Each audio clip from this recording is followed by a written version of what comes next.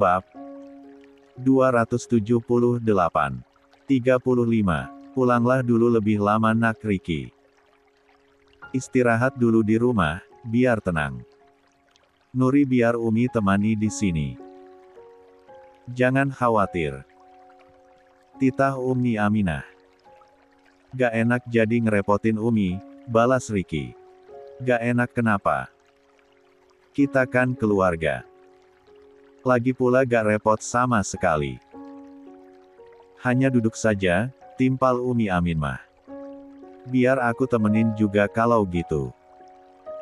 Biar Umi ada teman ngobrol, gak terlalu kesepian. Pak Ardi ikut bersuara. Pak Damar mengulum senyum mendengar hal itu. Yang tua memang lebih cocok ditemani yang tua, biar nyambung ngobrolnya.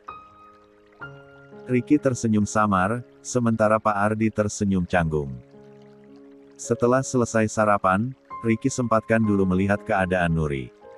Lah ingin pamit pulang meski istrinya itu mungkin tak akan mendengarnya. Nur, aku pulang dulu sebentar. Aku mau lihat Naufal juga mau ambil ASI untuk anak kita. Kamu baik-baik di sini ya. Kalau bisa, kamu sudah sadar begitu aku kembali ke sini, tutur Ricky. Lelaki itu membungkuk, kemudian mengecup kening Nuri. Saat akan tegak berdiri lagi-lagi Ricky mendapati cairan di sudut mata Nuri. Kamu menangis lagi, Nur. Apa yang kamu tangisi? Bayi kita, Naufal, atau aku? Tanya Ricky seraya mengusap jejak basah itu. Saat dokter melakukan pemeriksaan, Diki sempat mengungkapkan hal itu pada dokter. Berharap dokter akan memberikan kabar baik untuknya. Itu hal yang biasa terjadi. Jawaban dokter membuat harapan yang semula Ricky rasakan pupus kembali. Meski harapan itu tetap saja ada selama jantung istrinya masih berdetak. Ricky menghela napas panjang kemudian mengembuskannya perlahan. Mengurai rasa sesal yang kembali menjalari hati. Ia pun langsung berbalik dan berjalan keluar dari ruangan tersebut. Lah juga sempatkan untuk ke ruangan NICU terlebih dahulu. Melihat kondisi bayi yang bobotnya begitu mungil.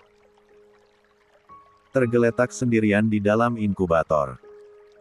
Hanya berteman alat medis yang menempel di tubuh kecilnya. Rasa iba semakin merasuki hati Ricky. Jangankan ia yang sudah bertekad akan menganggap bayi itu adalah anaknya. Siapapun yang masih memiliki hati nurani, pasti akan iba.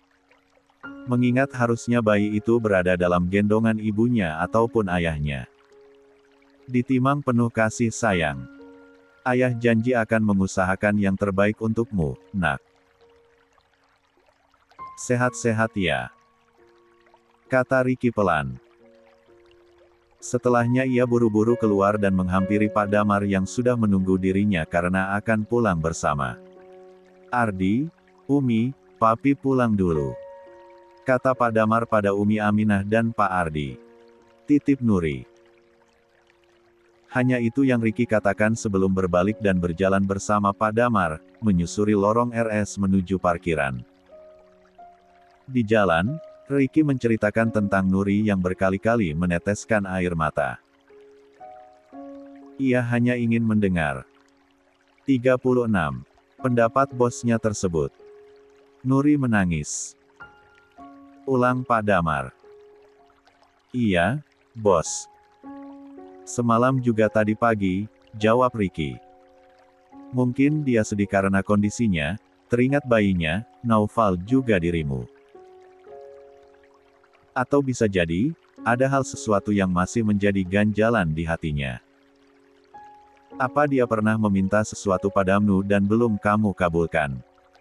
Timpal Pak Damar. Ricky seketika menoleh kaget.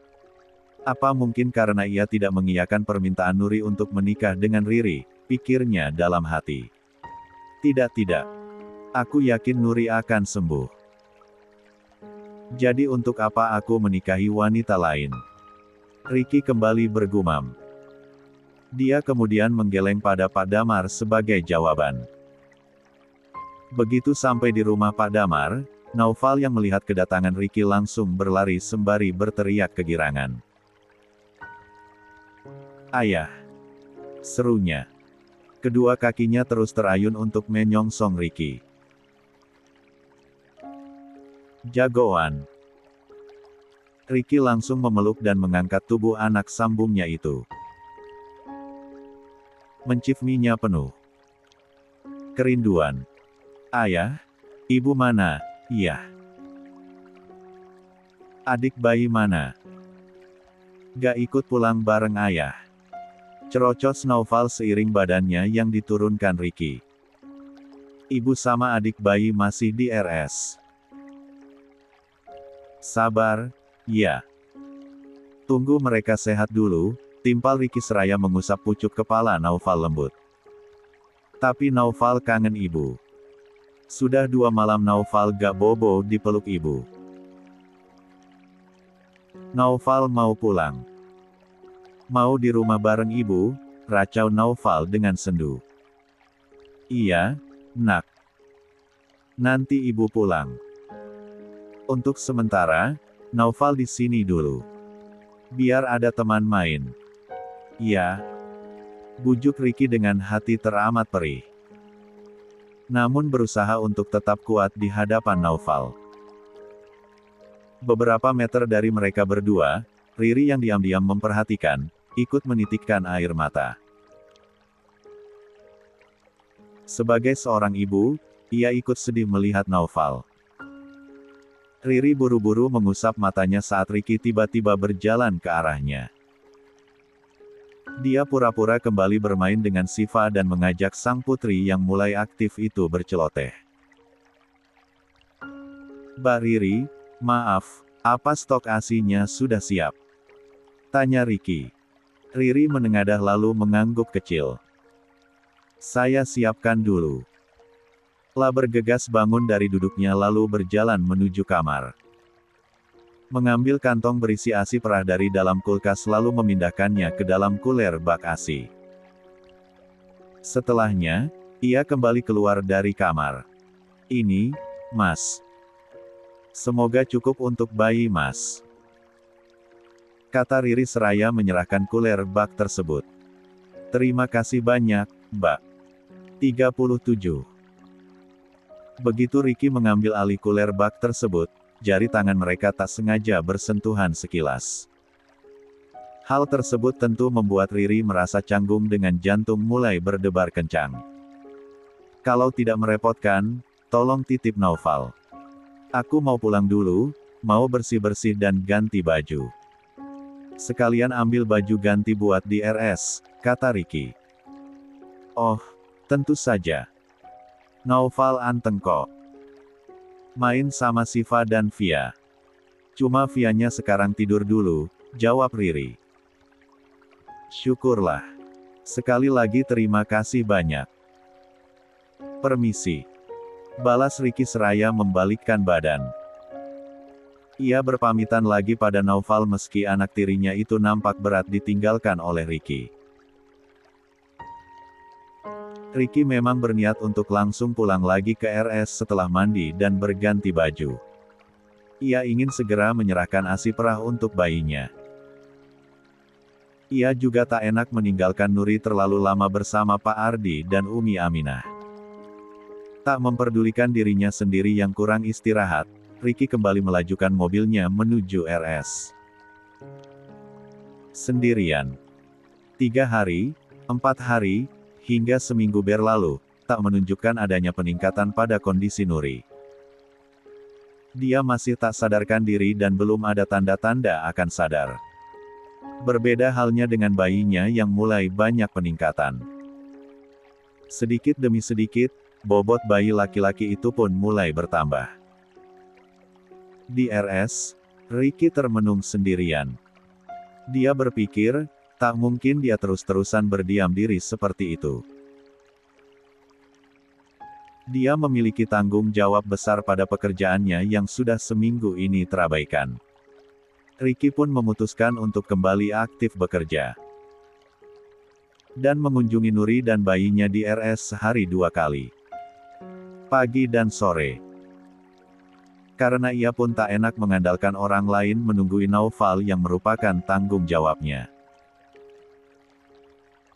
Bukan hanya Ricky, tapi Riri pun mulai tak nyaman. Berlama-lama tinggal di rumah itu sementara kedua orang tuanya sudah kembali pulang ke rumah mereka.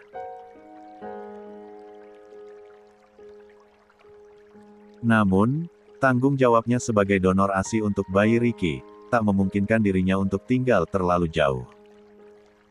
Hal itu tentu menjadi kegalauan sendiri untuk Riri. Rai, menurutmu aku harus gimana ya? Aku gak enak tinggal di sini terlalu lama. Aku mau pulang. Tapi nanti ASI untuk bayi Mas Ricky gimana? Keluh Riri pada Raya. Bertahan dulu sebentar, Mbak. Kasian Mas Ricky. Toh di sini juga kan ada aku, ada Mbak Ayu, balas Rai. Kamu kan seringnya kuliah. Kadang aku gak enak sama Davin sama kakek Damar juga. Namanya juga bukan rumah sendiri. Tetep aja gak betah. Risih, kagok gitu. Timpal Riri sembari mendengus pelan. Kalau gitu bicarakan saja dengan Mas Ricky. Cari solusinya. Mungkin dia akan mengirim sopir khusus yang akan mengambil ASI perah ke rumah, saran Raya. Gak enak aku, Rai. Beban Mas Ricky sudah terlalu berat, timpal Riri. Nah itu tahu. Kalau kasihan sama Mas Ricky, bertahanlah dulu beberapa hari lagi. Soalnya setahuku, bayinya terus mengalami kenaikan berat badan. Peningkatan yang bagus, balas Raya. 38. Baiklah kalau gitu. Riri menyahut pasrah. Mencoba mengalah demi orang yang pernah berjasa besar dalam hidupnya. Sayangnya, berselang seminggu setelah itu pun, kondisi Nuri sama sekali tak menunjukkan perubahan. Pak Damar bahkan sudah bernegosiasi dengan pihak RS untuk meminta opsi lain agar Nuri memiliki kesempatan untuk sembuh. Andai dibawa ke luar negeri dan menjalani pengobatan di sana, apa ada harapan? Tanya Pak Damar pada dokter. Sebenarnya, pasien masih bertahan hidup hanya karena bantuan alat medis. Karena kondisi kankernya sendiri sudah sangat parah. Sejujurnya, kasihan kalau terlalu lama dipaksakan dalam kondisi seperti ini. Hanya saja, ini dikembalikan lagi pada pihak keluarga mau seperti apa. Tetap mau dipertahankan atau dilepas, saran dokter. Pak Damar yang menemani Ricky konsultasi langsung menoleh pada Ricky. Terlihat lelaki itu begitu tersentak diberi pilihan yang tentunya tak mudah. Ricky berharap Nuri masih memiliki kemungkinan untuk sembuh. Tapi dia juga tak tega membiarkan Nuri tersiksa lebih lama. Jantungnya masih berdenyut hanya karena bantuan alat medis. Kami akan rundingkan dulu dengan keluarga, Dok. Timpal Pak Damar akhirnya. Mewakili Ricky yang masih terdiam kebingungan. Baiklah. Kami tunggu hasilnya. Sementara untuk bayi Anda, semakin hari semakin mengalami peningkatan. Bobotnya semakin bertambah banyak. Semoga saja dalam 2 atau 3 hari ke depan bisa segera dibawa pulang, beber dokter. Alhamdulillah. Syukurlah. Terima kasih banyak, Dok. Kalau begitu, kami permisi, timpal Pak Damar. Malamnya, seluruh keluarga Adiputra sengaja dikumpulkan Pak Damar untuk membahas tentang Nuri. Meminta pendapat semua orang tentang kondisi Nuri. Tak ada salahnya menunggu. Siapa tahu suatu saat bisa pulih kembali, tutur salah satu dari mereka. Masalahnya, penyakitnya pun sudah sangat parah. Kita sudah mencoba untuk mencari donor hati tapi tidak mudah. Bahkan Ricky yang terang-terangan bersedia dan mengajukan diri pun ternyata tidak cocok, timpal Davin. Benar. Kalau dipaksa untuk hidup pun, khawatir banyak komplikasi yang akan terjadi dan tidak akan hidup normal. Pak Damar ikut menimpali. Jadi bagaimana, Rick? Apapun pendapat yang lain, tetap saja keputusannya diserahkan padamu. Tanya Pak Damar. Tentu karena Ricky yang lebih berhak untuk memutuskan. Ricky terdiam. Ia justru menunduk. Ia masih berat untuk melepas sang istri tercinta. Tapi juga tak tega membiarkan istrinya tersiksa lebih lama. Lalu bagaimana dengan permintaan Mbak Nuri, Bang? Bisa jadi Mbak Nuri berat untuk pergi karena Bang Ricky belum menunaikan permintaannya, tanya Raihan. Permintaan apa maksudnya? Pak Damar yang tak mengetahui apa-apa bertanya penasaran. Karena hanya beberapa orang saja yang mengetahui keinginan Nuri tersebut. 39. Mbak Nuri meminta Bang Ricky untuk menikahi Mbak Riri, jawab Raihan. Benar begitu, Rick? Tanya Pak Damar. Ricky mengangguk membenarkan. Apa Nuri bicara itu juga padamu, Ri? Pak Damar berganti menatap Riri. Kali ini Riri yang mengangguk. Lalu sekarang, apa yang akan kalian lakukan? Apa kalian bersedia? Tanya Pak Damar lagi. Matanya menatap Ricky dan Riri bergantian. Ricky dan Riri sama-sama menunduk sambil terdiam. Tak mengatakan apa-apa. Menurut bos besar, aku harus gimana? Ricky malah balik bertanya setelah cukup lama merenung. Pak Damar menghela napas dalam. Bagaimana kalau kamu coba lakukan dulu permintaan Nuri? Setidaknya cobalah nikah agama dulu. Kita bawa penghulu ke RS dan kalian menikah di hadapan Nuri. Jika memang itu keinginan Nuri, siapa tahu, Nuri bisa tenang setelah itu, usulnya membuat Ricky dan Riri terperangah.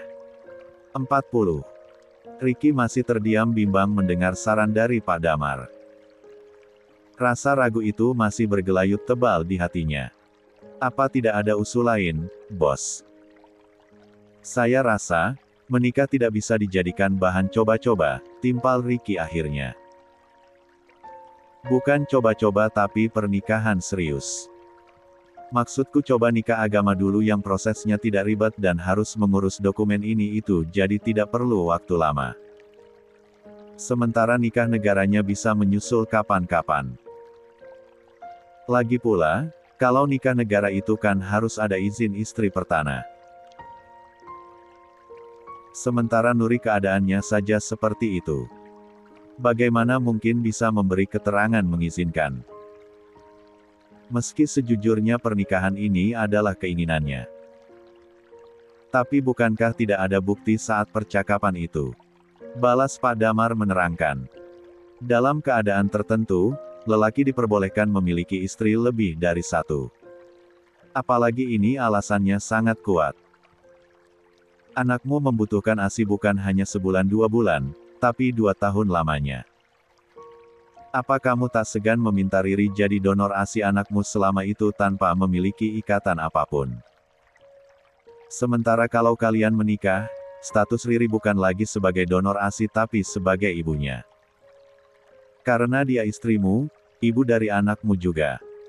Dan lagi, kamu dan anakmu harus ada yang mengurus, Ricky. Tak cukup dengan asisten rumah tangga karena seorang anak itu tetap butuh kasih sayang seorang ibu. Bukan hanya bayimu tapi Naufal juga. Dia pasti membutuhkan sosok ibu, lanjut Pak Damar panjang lebar. Ricky kian menunduk dalam. Semua yang dikatakan Pak Damar memang benar adanya. Tapi tetap saja masih ada ganjalan di hatinya kala harus menikah bukan dengan landasan cinta. Baiklah, akan aku coba, tutur Ricky akhirnya. Bukan dicoba tapi dijalani sebaik mungkin. Penuh tanggung jawab. Balas Pak Damar tegas. Ricky mengangguk mengerti. Tatapannya terarah pada Riri yang sibuk menunduk menyembunyikan kebimbangan. "Mbak Riri, apa Mbak Riri bersedia menikah denganku?" "Memenuhi amanat Nuri?" tanya Ricky. Riri mengangkat kepala dengan gelagapan. Entah ia harus senang atau sedih. Senang karena dilamar lelaki yang selama ini diam-diam dipujanya, atau harus sedih karena lamaran itu bukan atas dasar cinta tapi keterpaksaan karena keadaan. "Terima saja, Mbak. Bukankah Siva juga butuh sosok seorang ayah?" kata Raya pelan.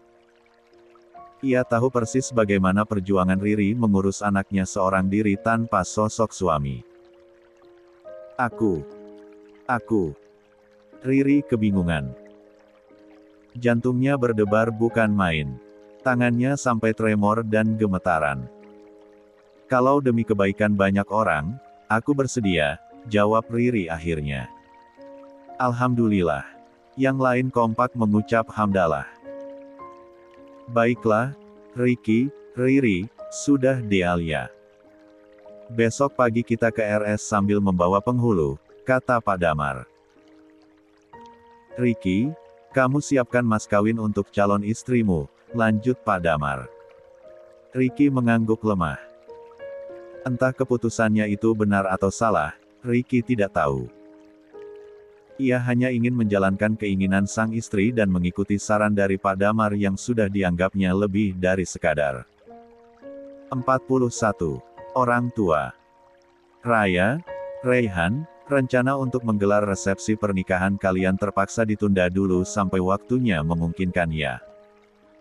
Kita tak mungkin mengadakan pesta besar-besaran di saat ada salah anggota keluarga yang sedang tertimpa ujian. Pak Damar menatap Raya dan Raihan. Sepasang pengantin baru yang rencananya akan menggelar resepsi sebulan ke depan. "Baik, Kek. Ray ikut gimana kakek saja. Malahan kalau gak menggelar resepsi pun gak masalah, yang penting kan sudah sah," jawab Raihan. "Tidak seperti itu. Pernikahan kalian harus diketahui banyak orang terutama kolega kita. Kakek akan tetap adakan tapi menunggu momen yang pas," balas Pak Damar. Raihan hanya mengangguk mengerti. Ia menyerahkan semuanya sesuai keinginan sang kakek. "Ya sudah, kalian boleh bubar sekarang. Terutama kamu, Ricky. Istirahatlah. Aku lihat tubuhmu mulai menyusut. Wajahmu juga pucat seperti kurang istirahat," tutur Pak Damar. Ricky mengangguk samar. Sejak Nuri masuk RS, ia memang belum bisa tidur dengan nyenyak. Sehari semalam paling lama memejamkan matanya tak lebih dari 3 jam saja. Itu pun ketiduran saat menidurkan Naufal. Ketika terbangun, ia buru-buru kembali ke RS dan meninggalkan Naufal bersama Bidarmi. Di kamarnya, Riri yang baru saja menidurkan Siva, termenung sendirian. Berbaring sambil menatap langit-langit kamar dengan Nana. Jika jadi, malam ini adalah malam terakhir dirinya menyandang status janda. Karena besok ia akan kembali menikah dengan Ricky. Pernikahan yang entah akan seperti apa ke depannya. Riri sama sekali tak memiliki gambaran. Bahagiakah? Atau mungkin tertekankah? "Aku serahkan saja padamu ya Allah. Aku pasrah dengan takdir hidupku," gumam Riri. Matanya mulai terpejam karena rasa kantuk yang mulai datang.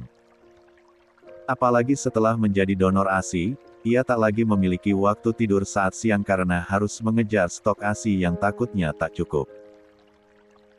Di tempat lain, Ricky baru saja membuka mata saat jarum jam menunjuk ke angka 1 malam. Ia menoleh, menatap Naufal yang sudah tidur dengan sangat nyenyak. Ricky beringsut bangun.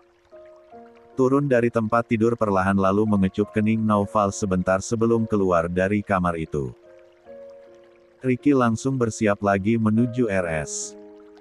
Melajukan mobilnya dalam pekatnya malam di jalanan yang teramat lengang. Dalam lorong RS, kedua kaki jangkung Ricky terayun cepat. Terus berjalan menuju ruangan di mana Nuri berada. Selalu seperti itu setiap malam. Dia masuk ke dalam ruangan lalu tersenyum kecil menyapa sang istri. "Maaf, Nur, aku baru datang. Aku ketiduran saat menemani Naufal tidur," kata Ricky seraya mendaratkan tubuhnya di kursi di samping Nuri. "Kamu gimana kabarnya? Masih betah diam? Gak rindu sama aku? Bayi kita juga Naufal," lanjut Ricky. 42. Lata bosan mengajak Nuri bicara meski istrinya itu tak pernah merespon meski hanya dengan gerakan tangan.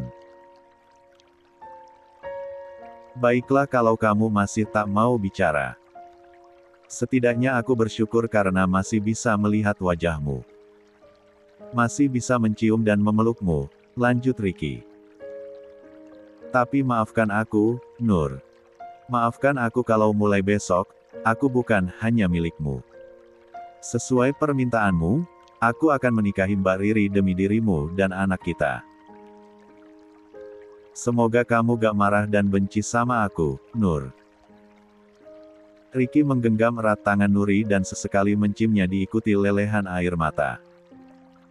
Meski pernikahan itu atas permintaan Nuri, tapi tetap saja rasa bersalah begitu besar menyelimuti hati Ricky. Dia merasa telah mengkhianati sang istri. Melanggar sumpah setia yang pernah ia ucapkan. "Maafkan aku, Nur. Maafkan aku. Semoga kamu ridho dengan semua ini," racau Ricky sembari meletakkan kepalanya di samping Nuri. Sementara tangannya melingkari tubuh Nuri yang sama sekali tak bergerak.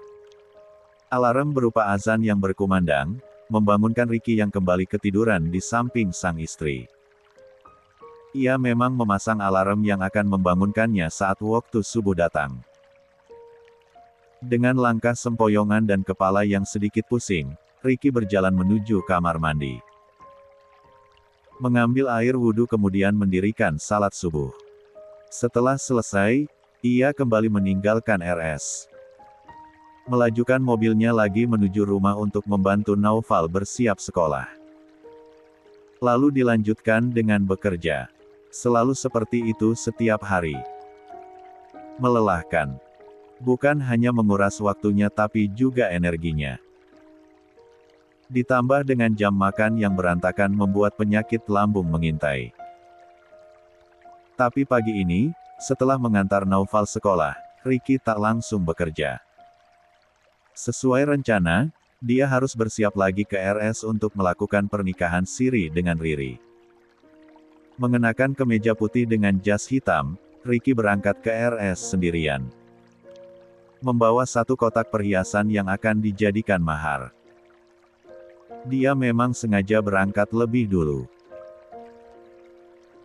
Agar bisa kembali berbicara dengan Nuri untuk meminta maaf lagi dan lagi.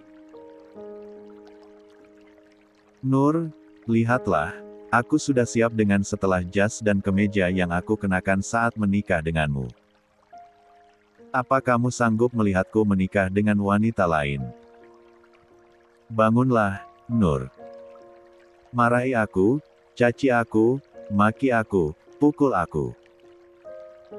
Aku akan menyakitimu dengan menikahi wanita lain. Aku akan mengkhianatimu dan pernikahan kita dengan menikahi wanita lain. Aku mohon bangunlah. Cegah aku, Nur." Ricky terus meracau frustasi. Lah sungguh berharap akan ada keajaiban yang terjadi dalam hidup dirinya dan istrinya. Sayangnya, sampai rombongan Pak Damar dan keluarga yang membawa serta penghulu ke RS, Nuri tak menunjukkan perubahan apa-apa. Pasrah. Hanya itu yang bisa Ricky lakukan sekarang, dia harus menikahi Riri sesuai kesepakatan semalam. "Ricky, apa kamu sudah siap?" tanya Pak Damar. 43. Ricky mengangguk begitu lemah. "Kamu, Ri?" Pak Damar berganti menatap Riri yang hanya mengenakan gamis putih sederhana. Tak ada kebaya ataupun riasan make up tebal di wajahnya. Bagaimana Pak Besan? Siap. Tak lupa, Pak Damar bertanya pada Pak Lukman. Meski bukan ayah kandung, tapi tetap saja suara Pak Lukman sangat berarti. Sejujurnya Pak Lukman ada rasa tak ikhlas hati saat Riri harus menjadi seorang madu. Apalagi Bu Rati, dia sempat melayangkan protes keras. Untungnya Riri berhasil menenangkan sang ibu dan akhirnya setuju meski dengan berat hati. Karena semua sudah siap, mari kita mulai saja ijab kabulnya, kata Pak Penghulu yang dibawa Pak Damar. Kita mulai dengan bismillah. Di ruangan itu, di mana Nuri berbaring tak sadarkan diri, Riki duduk berhadapan dengan wali hakim yang akan menikahkan Riri. Saling menjabat tangan erat. Sementara Riri duduk di samping Riki dengan perasaan tak karuanem.